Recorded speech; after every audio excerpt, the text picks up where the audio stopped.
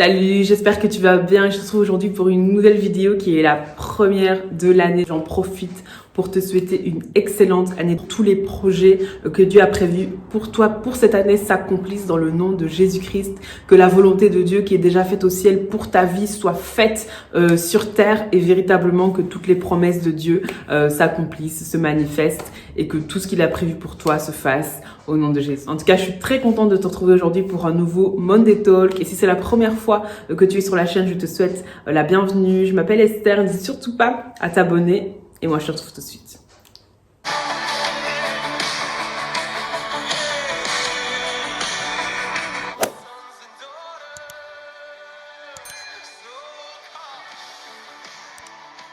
Alors sans plus tarder, j'aimerais t'emmener dans la parole de Dieu, dans le livre de la Genèse. La Bible nous dit ceci. « Mais l'Éternel Dieu appela l'homme et lui dit, « Où es-tu » Il répondit, « J'ai entendu ta voix dans le jardin et j'ai eu peur parce que je suis nu et je me suis caché. » Et l'Éternel Dieu dit, « Qui t'a appris que tu es nu? Est-ce que tu as mangé de l'arbre dont je t'avais défendu de manger ?» Donc ça, c'est dans Genèse 3, versets 9 à 11. Alors, le passage qui nous intéresse véritablement dans cette partie des Écritures, c'est quand Dieu va dire à Adam, « Où es-tu » Et Adam, en fait, Dieu lui dit ça. Pourquoi? Parce que Adam est parti se cacher lorsqu'il a entendu que Dieu arrivait. Cette question, « Où es-tu » c'est vraiment la question, en fait, qui va nous guider tout au long de cette vidéo. J'aimerais également t'emmener, avant d'aller plus loin, dans le livre de Ecclésiaste, au chapitre 3, où la Bible nous dit ceci. « Il y a un temps pour tout, un temps pour toute chose sous les cieux, un temps pour naître et un temps pour mourir, un temps pour planter et un temps pour arracher ce qui a été planté. » Un temps pour planter et un temps pour arracher ce qui a été planté. Alors, je pense que de façon générale, c'est vraiment très important de savoir discerner en fait les temps et les saisons dans lesquelles nous sommes. C'est véritablement important de savoir exactement ce que Dieu attend de nous dans la période dans laquelle nous sommes. La Bible nous dit qu'il y a un temps pour planter et pour arracher ce qui a été planté. Il y a un temps pour semer et pour récolter. Et là, nous sommes au début de l'année 2021. Nous sommes au mois de janvier. Et c'est le mois de janvier, en fait, qui va plus ou moins déterminer la suite de notre année. C'est au mois de janvier que nous devons justement écrire la vision. C'est au mois de janvier que nous devons avoir l'idée claire de ce que Dieu attend de nous. C'est au mois de janvier que nous devons vraiment mettre en place tout ce que nous avons prévu durant l'année 2021 et tout ce que nous voulons voir arriver durant l'année 2021. C'est au mois de janvier que nous allons pouvoir déterminer ce que nous allons récolter au mois de décembre. Alors, dans le passage que nous avons lu du livre de la Genèse, Dieu va dire à Adam, où es-tu? Et je pense qu'il y a des personnes à qui Dieu est en train de dire où es-tu? Parce que je pense que durant ce mois de janvier, comme durant d'ailleurs toute l'année, il y a des rendez-vous divins que Dieu prévoit avec nous. Il y a des rendez-vous divins que Dieu veut que nous ayons avec lui. Il y a des moments bien particuliers qui seront pour certains peut-être des moments de repentance, pour d'autres peut-être des moments où le Seigneur va communiquer la vision, pour d'autres où le Seigneur va communiquer des stratégies, pour d'autres personnes le Seigneur va peut-être leur montrer ce qu'il se passe dans leur famille, ce qu'il se passe dans leurs finances, va leur montrer en fait ce qui se passe dans le monde spirituel. D'autres, ce seront peut-être des moments de proclamation où ils vont amener à l'existence ce qu'il n'est pas. D'autres, ce sera peut-être plusieurs de ces moments, mais en tout cas, je pense véritablement qu'il y a un appel que Dieu nous lance, un appel à aller dans sa présence, un appel à passer du temps avec lui pour que quelque chose nous soit communiqué. Il y a des rendez-vous divins qui sont prévus et il y a des personnes à qui Dieu est en train de dire « Où es-tu? Je t'attends dans le lieu de la repentance. Où es-tu? Je t'attends dans le lieu où je vais te partager la vision. Où es-tu? Je t'attends dans le lieu où je vais te partager la stratégie. Où es-tu? Je t'attends dans le lieu où tu vas commencer à commander au matin. » Il y a des personnes à qui Dieu dit « Où es-tu » Alors, ces rendez-vous divins que ces personnes-là vont avoir avec Dieu, peut-être que ce sont des rendez-vous qui vont te faire rater d'autres choses. Des rendez-vous qui vont peut-être te faire rater des anniversaires, te faire rater des sorties, te faire rater des soirées Netflix ou que sais-je. Peut-être que ce sont des rendez-vous à cause desquels les gens vont te dire « mais tu exagères, mais tu en fais trop, mais tu manques d'équilibre, mais toi tu veux toujours être trop, toujours en faire trop avec Dieu, toujours dans l'exagération ». Peut-être que ce sont des rendez-vous qui vont provoquer en fait ce genre de réaction dans ton entourage. Des personnes qui ne vont pas comprendre, des personnes qui vont se dire que tu exagères, des personnes qui vont se dire que tu en fais trop. Mais le plus important, c'est pas ce que les autres disent. Le plus important, c'est où est-ce que Dieu t'attend. Qu'est-ce que Dieu attend de toi dans cette période bien précise? Qu'est-ce que Dieu veut de toi dans ce moment bien précis? C'est ça qui importe. Les gens qui vont dire aux autres qu'ils manquent d'équilibre, qu'ils en font trop, qu'ils exagèrent, etc. Les gens ont ce genre de réaction. Pourquoi? Parce que l'être humain a tendance en fait à se placer en tant que standard. À cause de l'orgueil, à cause de l'égocentrisme, l'être humain a tendance à imaginer, l'être humain a tendance à estimer qu'il est lui-même le standard et que si les autres font des choses qu'il ne ferait pas, si les autres font des choses qu'il n'a jamais fait, si les autres font des choses que lui ne ferait pas de cette façon-là, l'être humain va avoir tendance à dire que cette personne qui fait ces choses-là en fait trop, que cette personne qui fait ces choses-là exagère, que cette personne qui fait ces choses-là ne manque d'équilibre. Pourquoi? Parce que l'être humain va se poser lui-même en fait en tant que standard. Mais j'aimerais te dire que ton standard n'est pas ton entourage. Ton standard n'est pas les personnes que tu fréquentes. Ton standard, c'est Jésus-Christ. Ton standard, c'est ce que Dieu attend de toi. Et c'est très important de comprendre ça parce que on n'a pas tous le même niveau de consécration. On n'a pas tous le même niveau de passion pour Dieu. On n'a pas tous la même intimité avec le Saint-Esprit. On n'a pas tous la même sensibilité spirituelle. On n'a pas tous la même destinée, tout simplement. On n'est pas tous dans les mêmes saisons. On n'est pas tous dans les mêmes périodes de notre vie. Donc, tu ne peux pas comparer ta vie aux autres. Tu ne peux pas te demander si tu dois faire telle et telle chose en fonction des autres. Ton point de repère doit véritablement être le Saint-Esprit et la parole de Dieu. J'ai vraiment à cœur de partager cet exemple. Alors moi, j'ai accepté le Seigneur fin 2016. Et lors du passage de l'année 2017 à l'année 2018, j'ai vraiment eu à cœur en fait de passer le nouvel an toute seule chez moi.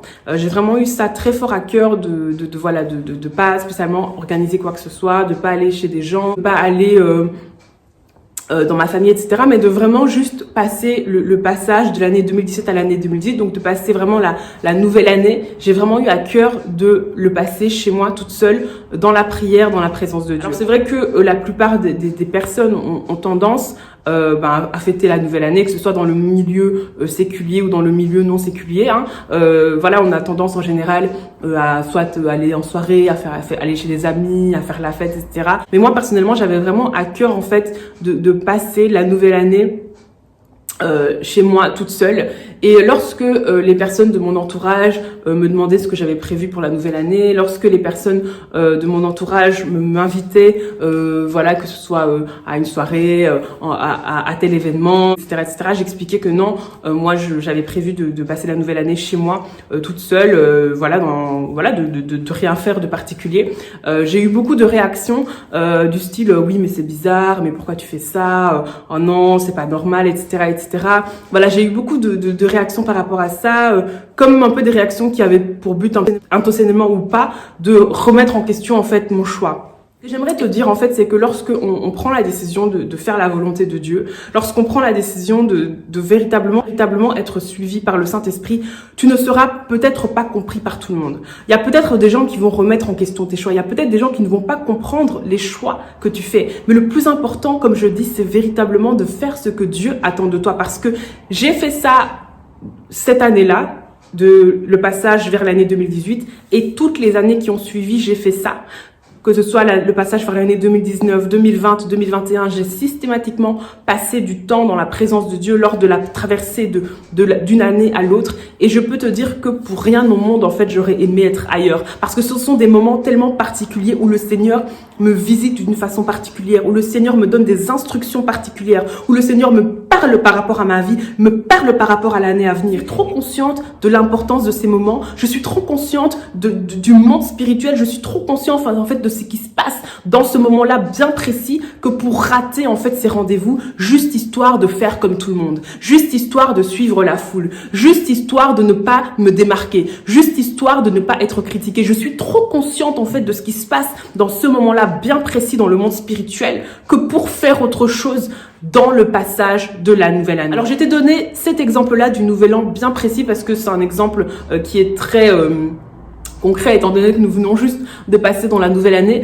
Mais c'est pour te montrer en fait qu'il y a des rendez-vous divins que nous devons avoir avec le Seigneur durant ce mois de janvier. Il y a des rendez-vous divins que nous devons avoir avec le Seigneur durant toute l'année. Et ces rendez-vous divins vont peut-être faire en sorte que tu sortes du cadre, que tu fasses des choses que les autres ne font pas, que tu fasses des choses que les autres n'ont pas l'habitude de voir, que tu fasses des choses qui vont faire que les gens vont te critiquer, vont dire des choses sur toi. Mais le plus important, c'est de faire ce que Dieu t'a dit de faire. J'aimerais m'adresser à ce noyau de personnes qui ont besoin de plus, à ce noyau de personnes qui sentent qu'ils ont soif de plus de Dieu, qu'ils veulent plus de Dieu et qui sont prêts pour ça à faire ce qui est à faire. Peut-être que tu ne vas pas regarder la dernière série Netflix, peut-être que tu ne vas pas aller à ce mariage auquel tu voulais tant aller, peut-être que tu ne vas pas participer à cette soirée à laquelle tu voulais tant participer. Peut-être que tu vas rater tel ou tel événement qui semble tellement important. Mais sache que dans la présence de Dieu, tu vas trouver des réponses. Dans la présence de Dieu, Dieu va te parler d'une façon particulière. Il y a des rendez-vous divins en fait qui ne sont pas à négocier. Au livre d'Ecclésiaste, nous avons lu, il y a un temps pour tout, un temps pour toutes choses sous les cieux, un temps pour naître et un temps pour mourir, un temps pour planter et un temps pour arracher ce qui a été planté. Ce que tu vas planter durant ce mois de janvier va déterminer ce que tu vas arracher en décembre. Et je t'encourage vraiment à être capable de discerner la saison dans laquelle tu es, de discerner le temps dans lequel tu es. Ce n'est pas mauvais de regarder des séries Netflix, ce n'est pas mauvais de fêter la nouvelle année, ce n'est pas mauvais d'aller à un mariage, ce n'est pas mauvais de faire des sorties, etc., etc. Mais qu'est-ce que Dieu attend de toi dans ce moment bien précis? Dans ce moment bien précis, qu'est-ce que Dieu attend de toi? J'entends la voix de Dieu qui dit « Où es-tu » ? Où es-tu? Pourquoi? Parce qu'il y a des rendez-vous divins que Dieu a préparés pour communiquer des visions, pour communiquer des stratégies. Et est-ce que tu seras présent à ce rendez-vous? Quelle est ta priorité? Quelle est ta vision? Quels sont les objectifs que tu veux atteindre? Et en fonction des réponses que tu auras à ces questions, tu sauras en fait où est-ce que tu dois passer le plus de temps. Que le Seigneur nous aide à discerner. Que le Seigneur nous aide à être sages dans notre gestion du temps. Que le Seigneur nous aide à prendre les bonnes décisions. Si tu es sur Facebook, je t'encourage à rejoindre la page Sagesse au quotidien. C'est la page de mon père spirituel. Et durant tout le mois de janvier, il va partager sur un thème très important qui est celui de la vision. Donc, je t'encourage vraiment à t'abonner à sa page et à regarder régulièrement les posts qu'il va partager durant le mois de janvier, mais même après, et même les choses qu'il a partagées précédemment. Seigneur, je te remercie vraiment pour ce moment que nous avons partagé. Je prie pour chacun de mes frères, je prie pour chacune de mes sœurs, Seigneur, que nous soyons vraiment sages.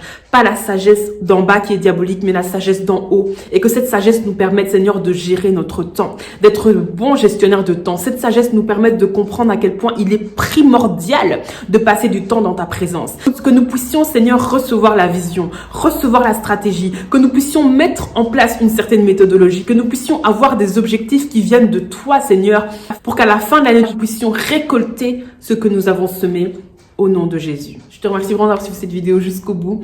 J'espère qu'elle t'a béni. Si c'est le cas, n'hésite surtout pas à la partager autour de toi. Et moi, je te retrouve jeudi, série sur la fin des temps. Et jeudi, nous partagerons sur l'apostasie. Donc voilà, je compte sur toi pour être au rendez-vous. Et en attendant, écoute, que tout se passe bien pour toi. Et à très bientôt pour une prochaine vidéo.